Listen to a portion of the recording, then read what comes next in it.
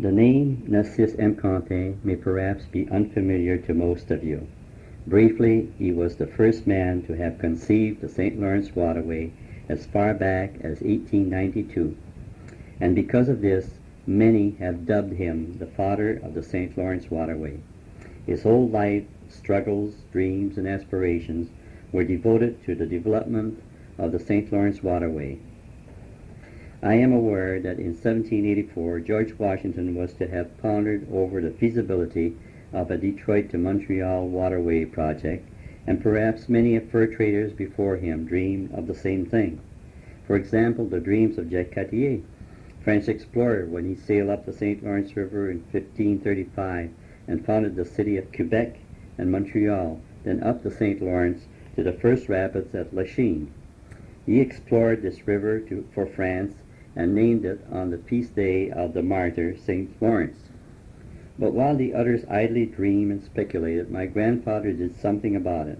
That is, in 1892 he designed a blueprint that would open the St. Lawrence to navigation of ocean-going vessels from its mouth to the upper reaches of the Great Lakes region.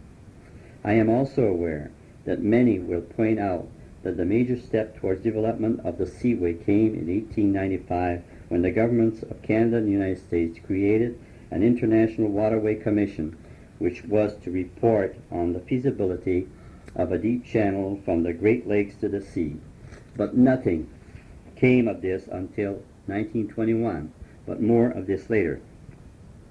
He interested an amazing selection of prominent engineers, industrialists, financiers from both this country and the United States, and headed a multi-million-dollar enterprise for this very same purpose, in fact, a $15 million enterprise. And mind you, all this over 90 years ago. True, he was not successful, for the forces of opposition were too powerful at that time, but he launched a project which became a finger pointing to the potentials in store for this country and United States, and his propagandizing sounded a cry that time has proven to have been a prophetic voice crying in the wilderness of the then existing ignorance, pettiness, and greediness. History has it that about 1827, a little over 155 years ago, a dozen French families were induced by the Canada Land Company to leave their homes in Quebec and settle on the shores of Lake Huron. No doubt here was an attempt to colonize the West and afford protection and company to the outlying fur trading posts. This band of 12 families arrived at the fur trading post of Goderich. Here they met a man named Antoine Cantin, who was a descendant of a family of shipbuilders engaged by the King of France, the great Louis XIV, in 1660 to come to the New World, to build ships and navigate charts the hinterland. These pioneers settled on the St. Lawrence at Lévis, Quebec, and Antoine Cantin, the descendant, moved west, being lured by the wealth of this forest area and his desire to minister to the needs and wants of the native. Antoine Cantin welcomed this band of pioneers, escorted them to an area outside Goderich where these settlers called French Settlement, and which was subsequently renamed St. Joseph. The son of Antoine Cantin, Pierre, married Mathilde de Mans, raised a family of 10 children, one of whom was Narcisse Maxime Cantin, my grandfather, born July 7, 1870. I give you this background only to establish the setting of my grandfather, who lived a varied life. So here he was, an offspring of pioneer stock, whose love of navigation and shipbuilding ran deep in his veins, living on the edge of a great lake, Huron. Family history has him running away from the toilsome task of clearing land and being found on the shores of this great lake, grazing over this vast expanse of water, idly watching the smoke of passing steamers and dreaming of faraway places. So it was no surprise to find him growing impatient with farm life, energetic, ambitious, and vigorous. He couldn't wait until he could unfold his wings and be on his own. We soon find him in the cattle business, a prosperous buyer and seller He would purchase cattle from the local farmers and took them down to Buffalo, New York, via the Great Lake route, having made his first trip at the tender age of 17. When only 19 years of age, in 1889, he married Josephine N.E.C. and made his home in Buffalo. My grandfather was a powerful man, standing well over 6 feet and weighing 240 pounds. He was a sparring partner for the great John L. Sullivan, patented a new design for a gas burner, patented and marketed a new furniture polish, subsequently selling the furniture polish patent to one Mr. Cabana, head of the Buffalo Specialty Manufacturing Company, later chairman of the Liberty Bank of Buffalo. One day, while dreaming about his hometown, he conceived the Great Lakes Seaway plan. How wonderful it would be if ocean-going vessels could come up the St. Lawrence into the interior and almost dock in his backyard, and how profitable for his cattle business and all of Canada. He was fired with enthusiasm from the moment on, and all profit realized from the gas burner and furniture polish was spent on studying the St. Lawrence River and the manner it could be developed to permit ocean navigation. He designed a blueprint, a system of canals and 14 locks, and then embarked on a program to promote his idea. He contacted men of means for financial assistance, being an individual with dynamic and magnetic personality and possessing sales ability, powerful persuasion and faith in his own vision. He was a natural for the job. He cornered Charles M. Schwab of Bethlehem Steel and tried to sell him on the advantage of the seaway for ore traffic. Schwab was interested, not so much in the plan as the planner. He offered grandfather $100,000 a year plus commission to work for him. This was turned down because he feared he wouldn't then be able to promote the Seaway project.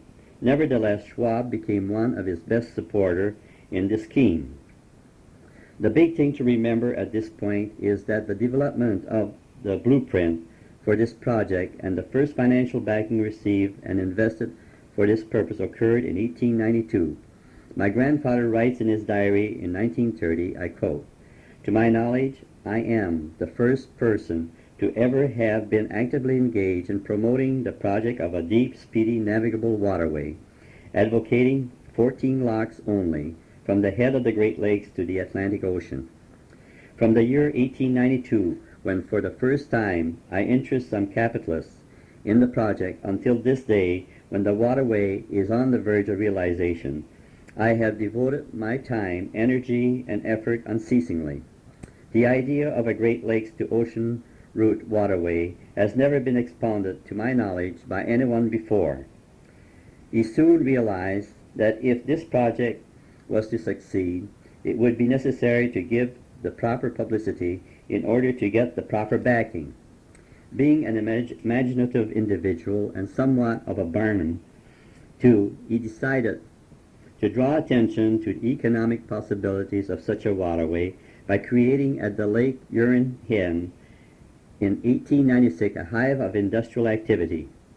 He selected his own hometown, so to speak, the French settlement. This was in 1896. The town was soon renamed St. Joseph in honor of the saint to whom he prayed for guidance and direction, and from whom he believed all blessings flowed. St. Joseph, then a struggling infant town, was built almost overnight. My grandfather had vision that this spot would become a smelting center for iron ore, with coal within easy reach from the mines of Michigan and Ohio. A sawmill was set up, as was a brick factory, to provide the material for construction. Carefully attention was given to the water supply, drainage, and sewerage. Beautiful homes were built, as well as construction of the fabulous New Balmore Hotel. Factories sprung up overnight. A novelty factory, a pipe organ factory, with the best-known artist in Canada, Mr. Oliver Bizinet, in charge, supplied some of the largest pipe organs in the country. A wine factory under the management of Eugène Bizinol, a professional winemaker in France, produced many thousands of gallons of best quality wine. Even Ottawa became impressed enough to construct a government dock in order to carry the enormous trade that was bound soon to develop. A recorded incident in connection with the mushroom growth of St. Joseph deals with the sawmill, moved 12 miles in location between daybreak and dusk, a feat of organization and teamwork worthy of the most fantastic fairy story. Impulsively, my grandfather came to the realization that the lumber was costing him too much, and for the amount of lumber he utilized, he had to have one of his own. Well, 13 miles from St. Joseph stood the sawmill in full operation with a capacity of producing 40,000 board feet of lumber a day. So he visited that mill, and at 7 o'clock that evening, he purchased it for $900. That very night, he went out getting men and teams of horses to move the sawmill to St. Joseph. By 4:30 the next morning, he had engaged 42 teams with bobsleighs and over 100 men. The sawmill was dismantled and transported to its location, building, boiler, engine, machinery, by 2:30 that afternoon. Very shortly, the mill was in operation for years, supplied the community with the best quality lumber. St. Joseph was booming and prospering, and it appeared that this publicity stunt was a complete success. A success to the extent that it served as a drum on which he could beat so as to draw attention to his dream. He beat this drum to the tune of $250,000 in building St. Joseph. To him, this drum was likened to the chant of a barker in a circus, drawing attention to what he had inside. In this case, it was his waterway and canal scheme. He immediately, in 1898, embarked on a project to build a canal from Lake Huron to Lake Erie, or from St. Joseph to an outlet near Port Talbot, saving approximately 350 miles for each round trip. Thereupon he proceeded to Ottawa and made application for a charter to establish a company to construct this canal. Here he met his opposition from powerful capitalists combined. The federal engineers, however, were impressed with his scheme and were in favor of it, but unfortunately the opposition was victorious. Perhaps the time was wrong, so my grandfather waited until 1902 to make another application, only to be rebuffed again. He made a personal appeal to Sir Wilfrid Laurier, the then Prime Minister of Canada, who assured him nothing could be done at this time. The railroad matter had to be first.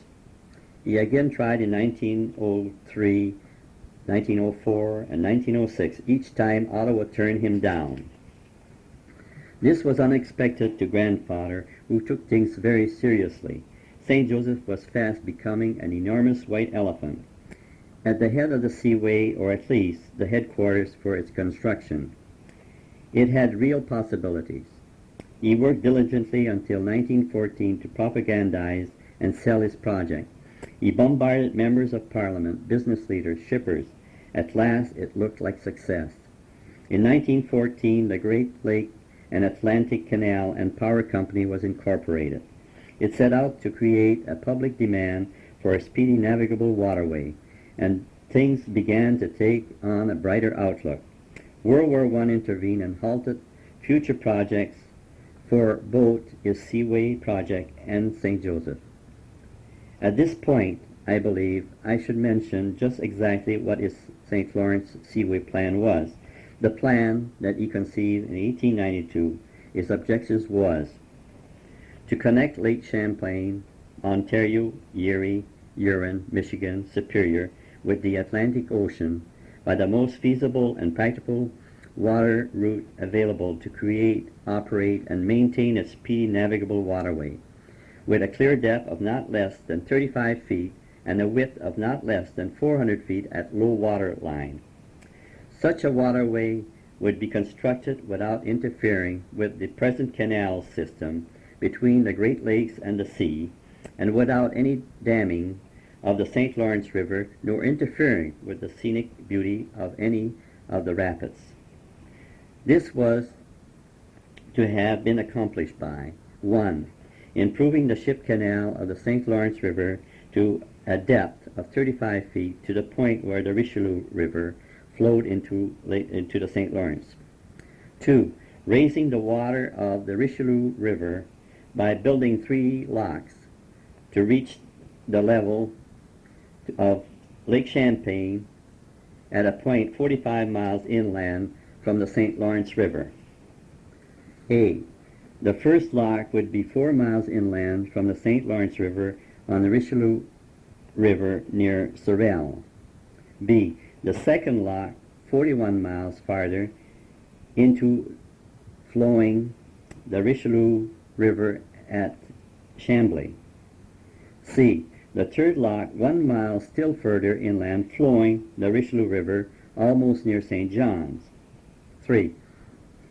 Then, beginning at a point on the Richelieu River near the international boundary line, 1 lock was to be built to receive and hold the flow of water tapped from the St. Lawrence River at St. John, from whence a canal was to be built to above Valleyfield. 1 lock would be built at Saint-Etienne. 4. At this point, above Valleyfield, where the canal will connect the St. Lawrence with the Richelieu River, 1 lock would be used, and 1 lock at Prescott, Ontario. 5. Then a canal would be made perfectly straight to connect Lake Ontario with Lake Erie.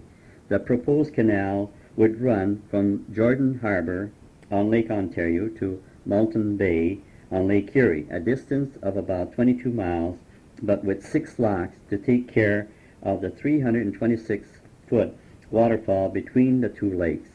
6. From Lake Erie to Huron, a straight canal was proposed in the narrowest neck between the 2 lakes, approximately 48 miles apart, with only 1 lock, since there was only 9-foot difference in the level of the 2 lakes. It was also contemplated that the Straits of Mackinac and the Sault Ste. Marie Ship Canal would be deepened and straightened, making seaports of Chicago, Illinois, Milwaukee, Wisconsin, Duluth, Minnesota, and Fort Williams, Ontario. Now, to recap the entire route, ocean-going vessels would come up the St. Lawrence River, deepen where necessary to 35 feet, to Sorel at the confluence of the St. Lawrence and Richelieu River. From Sorel over 3 locks and through an improved Richelieu River to the north point of Lake Champlain, another lock, and then through a proposed canal called the Bournois Canal to Saint-Etienne, another lock, to the St. Lawrence at Valleyfield, another lock. These boats would continue down the St. Lawrence to Prescott, another lock. Lake Ontario to a new canal that would parallel the Welland Canal from Jordan Harbor to Moulton Bay to Lake Erie to Port Talbot,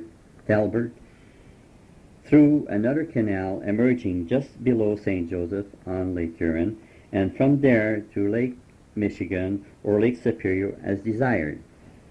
Subsequently, in 1930 and 1931, a new proposal was advanced wherein only 11 locks would be used in this new international waterway. Difference was in the area of Sorel to St. John to Valleyfield.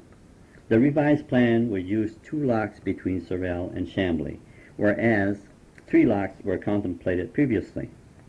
Then from a point from Chambly, St. John, a canal would be constructed in straight line to Hungry Bay, Lake St. Francis, above Valleyfield, with but 1 lock between Lake St. Francis and Richelieu, rather than 3 locks, evidently eliminating the locks at St. John and St. Etienne.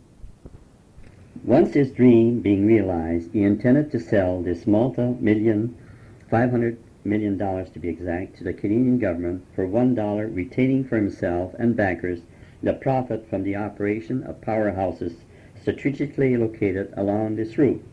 He promised to provide electrical power at $12 per horsepower on the bus bar, as against $16 at the time by the Dominion, a saving of $4 per horsepower. Well, World War I being over, he resumed his crusade in 1921. In that year he purchased water and power rights from the Robert heirs. These were rights to deflect water from Lake St. Francis to the St. Louis River, past the village of St. Benoit, a vital part of his plan. The following year he called on the Roberts heirs to fulfill their obligation. They reneged. Thereupon he filed suit, which became known as the famed Benoit case. In 1929, the Canadian government gave the Benoit Light, Heat and Power Corporation the rights to divert water into the new canal at the rate of 40,000 cubic feet per second, and was subsequently increased to 53,000 cubic feet. My grandfather challenged the rights of the federal authorities and engaged two famous lawyers, Mr. Frank Regan of Toronto, Ontario, and Mr. Codler of Quebec, to halt this operation, inasmuch as the public domain now became involved. Two main charges hurled against the authorities was, 1. Benoit was preparing for expansion far beyond the rights given them in their federal charter, and 2. Influential members in the House of Commons were bribed to vote in favor of the Benoit Corporation. He seemed to be dwarfed at every turn but never gave up. He added fuel to the fire by continually publishing brochures, maps, everything imaginable. He submitted a table of statistics to show the advantage his proposal had, and which resulted in showing that by using his proposed route distant from Fort William to Liverpool and from Duluth, Milwaukee, or Chicago to Liverpool were reduced by 602 miles. Until his death in 1940, he continued to use all his energy and talent towards this goal. His correspondence shows year after year cables and notes to and from New York, Montreal, Toronto, and Detroit. Unfortunately, he never lived to see it accomplished. Towards the end, he considered this project successful to the extent that the sound of his drum drew worldwide attention to his dream and made all people aware of the feasibility of his project. Many of today's accepted ideas stem from his speeches and writing on the subject. In an essay submitted to the University of Western Ontario by Mr. Joseph Wooden, the writer states, Mr. Cantin can be criticized for certain errors, perhaps, or for being ahead of his time, but the Wizard of St. Joseph loved Canada and tried to put this love into something concrete which would have benefited Canada vastly. His schemes, of course, are completed today, not quite as he would have liked it done, but at least ocean-going vessels of many nations are on the Great Lakes, even though they are not docking in St. Joseph. Just as sowing is not immediately followed by harvesting, so too the sowing of this idea required the proper germination period prior to harvesting. Today, the eyes of the world are glued on this wonder of the world project. It is interesting to note that the roots, as completed, parallels my grandfather's proposal of over half a century and seems to bear out Schwab's admonishment to my grandfather that he was 50 years ahead of the time. That briefly is the story of my grandfather.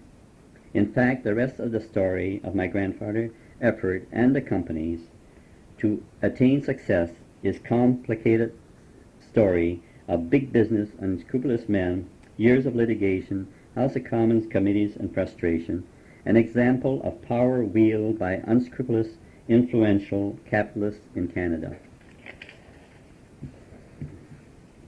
Tons of documentations, evidence, are available, as are numerous mementos about him. I personally look upon him as a big man who dreamed big dreams and did big things in a big way. The London Free Press, London, Ontario, had this to say, and I quote, "It was his dream child. Had he bothered to write an epitaph for himself, it would probably have read something like this: the man who originated the idea of a Great Lakes waterway scheme in Canada, who fought for the people's right and the rights of public domain, was instrumental in having the Bournois deal probe with subsequent legislation for the greater protection and safety of public holdings and the issue of stocks in private companies. People of the future will remember Narcisse Cantin as a man who worked for over half a century on a project which he firmly trusted would build a greater Canada, and as one who at no time would sacrifice principle in which he believed for personal gain. Another editorial from the London Free Press, and I quote, "Western Ontario has given many of these pioneers to the Dominion. The death of such a one a few days ago in St. Joseph, Ontario, Narcisse Cantin comes to mind. He was a young man without education, handicapped by isolation within a limited community, but privileged by vision and ambition. His dream was a Great Lakes to Atlantic ship passage. He did not live to see it fulfilled, but his untiring energy in publicizing his scheme did much to keep it before the public's mind. Narcisse Cantin had the mind of the pioneer, which is essentially the mind of the statesman, the intellect, to see behind the horizon of his day. Canada will need more men of this type in the years to come. In this age of radio, travel, greater neighborliness with the United States, it is the duty of our educational authority to find a way to bring this new vision within the compass of every young, inquiring mind in this country." Unquote. Many more tributes have been paid to his marvelous character, his cheerfulness, and stick-to-itiveness. Personal opinions have been given that the seed he has sown will bear fruit someday to the greater security and advancement of Canada, that he will become a national and legendary figure, and that the people will want to know more of his life and works. His name will be written large in Canadian history.